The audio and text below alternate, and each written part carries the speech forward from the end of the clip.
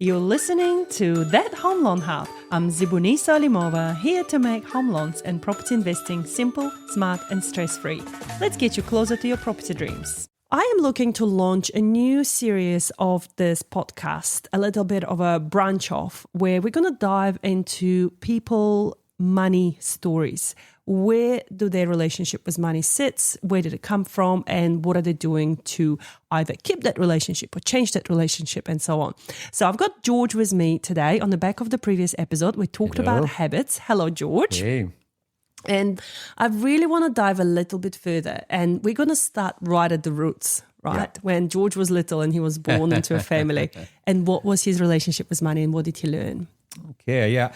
I think that tells a lot about people. Like, I think a lot of people's money habits, ways of life do come a lot from their early days and what they watch and learn. And I think I sort of grew up mainly with my grandparents in Scotland that weren't wealthy people. They did all right, but they weren't wealthy people, and watched what they did. And they were of that era where anything that you wanted, you saved up for. You saved up the money and then you bought it. You know, you didn't go into any debt or anything like that. So I think having that motto, and I think right from a young age, I always worked, right from a little kid, you know. I used to do things like catch rabbits, wild rabbits, and sell them to the butchers. I used to have 3 paper rounds. I used to help the milkman. I was probably an entrepreneur when I was like 10 years old, you know. I was about to say, sounds like you had that streak in you from the beginning. Right from a kid. I always had money in my pocket, money that I earned myself. How did it make you feel, having money? What did it feel like? It gave me freedom, you know. I mean, I was saving the money for whatever I wanted to buy, but I could go to the pictures, I could go to the amusement arcades, and I never had to go to my parents and ask them for money because I always had my own money. I was probably one of the few back then. I know all my friends back then were getting £5-10 a week. I was getting 50 pence. In New Zealand money, that's $1 a week. And I had to wash the dishes for that every single week and tidy my room for 50 pence a week. And I knew that 50 pence wasn't getting me much. But, you know, that's what I got. And that's where I saw the value in money. And I went out and did my own thing. I had a bank account from a very young age. And yeah, I left home pretty young. So I was 16 when I left home. I had some money in the bank and went off and started my journey in life, you know. So I think that's what sets you up. I've went through life. I'm now, I won't say how old I am, but you know, I'm over half a century now. And I've never had to borrow money from anyone. You know, I think it's not to say I haven't needed to, but I think I'm one of these people who have a sense of pride, you know, and if I can't afford things, I just don't buy them. If I can't do things, I just don't do them. And I'm trying to bring my kids up the same way. It's harder in this day and age. I was about to ask you, this was going to be my next question. How do you instill this into your children? Yeah, it's definitely harder in this day and age, but you know, we involve the children as much as we possibly can in our business. Now, my kids are still pretty young at the moment. They're 7 and 10. But right from a young age, when we first got into real estate and I was selling houses, and, you know, and we'd go to the kids, we'd be happy we sold this house, and we just told the kids, and they were like, oh yeah, it didn't seem to bother them. And we're like, how can we get these kids on this journey a bit more?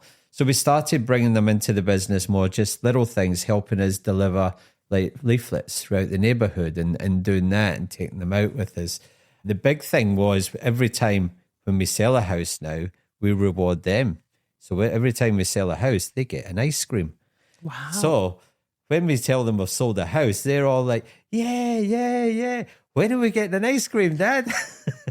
Man, they'll be eating a lot of ice creams at this rate. That's right. We've started having to look at that now. The dental bill might go up now. But hey, it's given them something where they're excited as well because they're getting it. But it just brings them into that whole journey with it as well.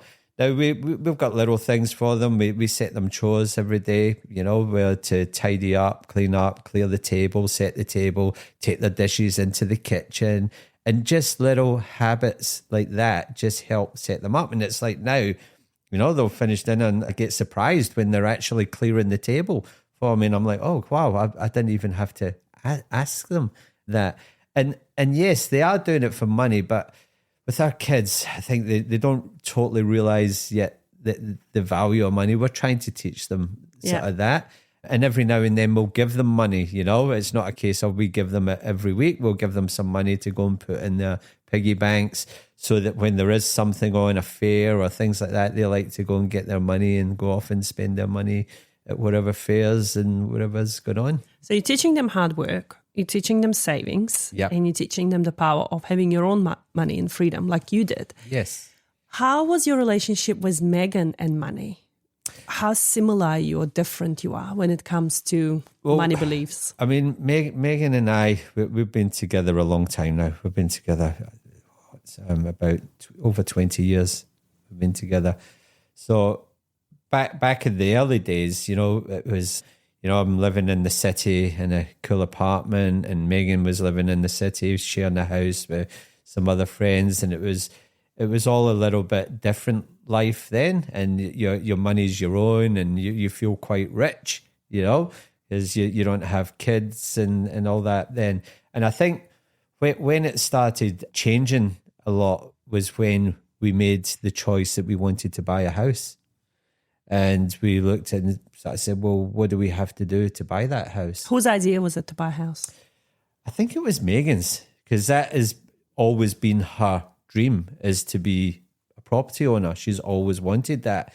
Me, it's like, I think because I was always a bit of lived out of a bag and traveled around the world before. I used to just travel a lot. So I was never really settled anywhere as such until I came to New Zealand. So this has probably been the most settled I've ever been in my whole life, like 22 years in one place. So it was definitely, I think, Megan there. But so then we came up with a plan how we were going to do that, because I started my first business and I remember we went for a mortgage and I got refused because I hadn't been in business long enough. So that was a bit of a shock. I thought, oh, if I'm in business and learn all these things, that I needed to be in business longer. And Megan was working at the bank as well then. So that was a bit of a surprise. So then we had to go away another year, but that was fine. What we looked at, okay, well, in that year, let's knuckle down and save even more and get an even higher deposit. And we did get the loan the second time round. So it's 2 years into business. And I think having that motivation of knowing what I needed to do to turn that around really helped. There was also KiwiSaver, so Megan had been in that a lot longer than me. So she was able to use KiwiSaver. I wasn't. I hadn't been in it long enough. I did have it, and I think I missed it by a couple of months. But Megan says it's probably just as well because I'm a lot older and I'm probably going to need my KiwiSaver. Okay. What did you learn from any money mistakes in your life so far? Money mistakes, I think, is always have a buffer. I think that's the biggest thing, is always have a buffer. And if you're needing to go into that buffer, then you need to start doing things to change your financial side. Yeah, and I guess both of you working in real estate. That's right. You only get paid one big That's right. amount, and then you have to pay your taxes and you have to pay all your office It's commission based. It's 100% commission based. And that's where a lot of people, there's not a lot of people like us where your whole family's in it. There's usually someone that's got a real job. A solid job. A real job. Got a real job, I like to call it, with all the benefits and perks. With holiday pay and sick pay and but things you like both that. are all in. We are both all in here. And it's the kids. You just have to make the kids work now. That's Get right. a real job. And that's where it is a little bit easier for us because we're both in the same job and we're both self-employed. It's easier with the kids because one of us can always be here for the job and one of us for the kids. Like right now it's school holidays, So yesterday I was with the kids most of the day, where today it's Megan is with the kids most of the day. And one of us is there for real estate. So that way it's quite helpful. Where if you're a solo person in the job and you've got kids, that's a lot harder to juggle as well. How often do you review your goals with Megan? We probably review our goals every year.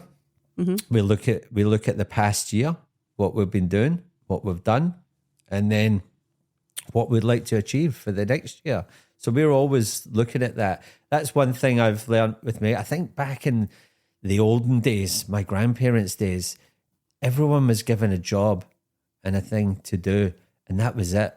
That is your responsibility for the rest of your life, and there's no changing it.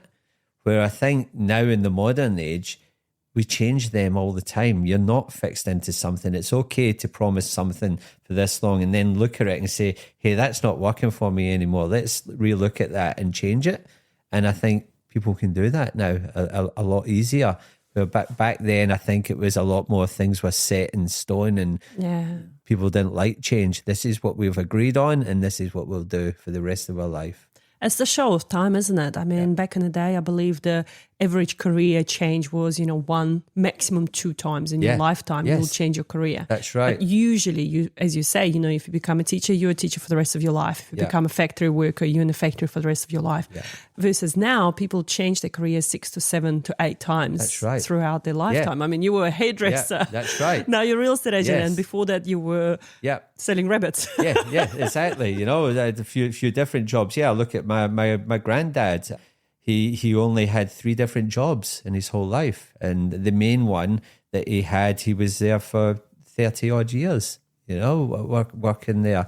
And he would have probably been there longer, but the company shut down and then he decided he still didn't want to retire. So he got another job and he was there for another 10 years and then retired. Same with my mum. She was in the same career for, 30 odd years then. So they were the days of jobs where you worked hard, you paid into a pension, your company paid the half of what you were paid in as well. Your pension, so you ended up with a great company pension as well as your state pension and stuff like that. But their jobs now are, I don't even know if there is jobs like that anymore. How prepared are you for the future in terms of your retirement, and have you thought about it at all? Yeah, we've obviously got our thoughts. Am I prepared? I don't know if anyone ever is fully prepared. I think for me, I'm probably a little bit unique in terms of I started a family much later in life. So where I'm in my 50s and still got kids at school and putting them through that. So I suppose my plan's a bit different because I've still got to think about all that, where most people at my age, half of them are grandparents now at my age, is there. So it's a totally different plan. And I think that's one of the beauties now of the career that I've chosen in real estate. It's a career that we can carry on quite a long time, There's people working at Harcourts that are in their 70s. I'm sorry if you're listening to this and I've maybe exposed some of your ages, but they're great and they've got really good work-life balances where they are. They might not be driving as much as the younger ones, but they've got a good balance there and they still come to work most days. And they play golf probably. And they play golf. Go fishing. They do, That's beautiful. Thank you, George, so much. And if you had one message for those that are listening today and they worried about money, they don't know what to do, they don't know how to save, what would be one simple thing that made a difference to your life that you could potentially pass on the message today to them? I think it's keep your life simple. Keep your life as simple as you can. If you're worried about things, then you've got to simplify your life more if you're worried about money. And it's just cutting down unnecessary costs. So just simplifying your life more. Yeah. Don't keep up with the Joneses, I usually call it. That's the perfect way to example. Too many people do try and keep up with the Joneses, and it's like you've got to do you. Yeah. Beautiful. Thank you so much, George, and I can't wait to have you here again. Thank you. Thank you. Thanks, Bye. Vanessa. Bye. And that's a wrap on That Home Loan Hub. Don't forget to hit subscribe and join me next time for more property tips and tricks. Your next smart move starts here.